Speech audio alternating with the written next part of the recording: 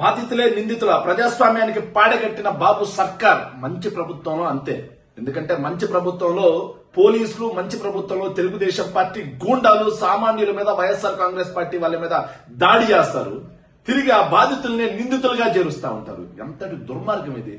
So ఏదైతే అమరావతి ప్రాంతంలో రైతులను ఇబ్బంది పెట్టి 4 గ్రామాల్లో రైతులు ల్యాండ్ పూలింగ్ కి వ్యతిరేకంగా ఉంటే భూ సమీకరణ చట్టం తీసుకొచ్చారు. భూ సమీకరణ చట్టం కింద వాళ్ళకి ఏదైతే మార్కెట్ వాల్యూ ఉందో మార్కెట్ వాల్యూ కంటే 3 రెట్లు ఎక్కువగా ఆ ల్యాండ్ కి ధర చెల్లించి తీసుకోవచ్చు. మరి దానికి భూసేకరణ చట్టం ప్రయోగించి మళ్లీ ల్యాండ్ పూలింగ్ తో వెళ్లి ఆ రైతులు ఏదైతే దుర్మార్గమైన అంశం ఏంటంటే రైతులు పంట పెట్టుకోకుండా విద్యుత్ స్తంభాలని కొట్టి పడేస్తారు.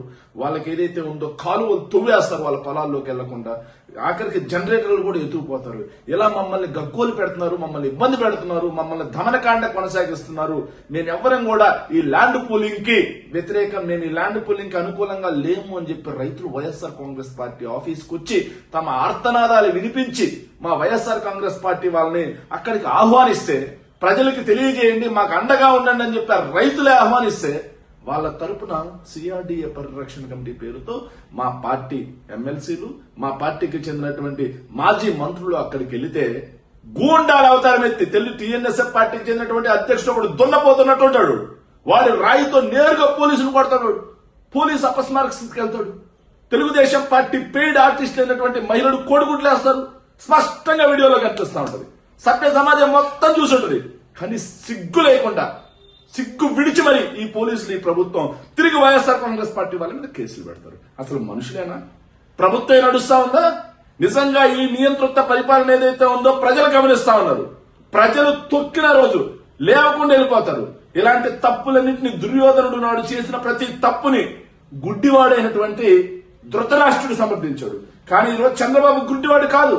కానీ చంద్రబాబు నాయుడు అనే వ్యక్తి పుత్రవాత్సల్యంతో దుర్యోధనుడు లాంటి అహంకారైనటువంటి నారా లోకేష్ చేసే ప్రతి తప్పుని, ప్రతి దాన్ని సమర్థిస్తున్నాడు. నిజంగా తెలుగుదేశం పార్టీ ఇక భూస్థాపితం అవడం మాత్రం ఖాయం. రాజధాని ప్రాంతం ఏమన్నా మీ అబ్బాయి సొమ్ముతో కడతా ఉన్నారా చంద్రబాబు నాయుడు గారు? ఖర్చు నాయుడు సొమ్ముతో? నారా లోకేష్ హెరిటేజ్ సొమ్ముతో ఏమైనా కడుతున్నావా?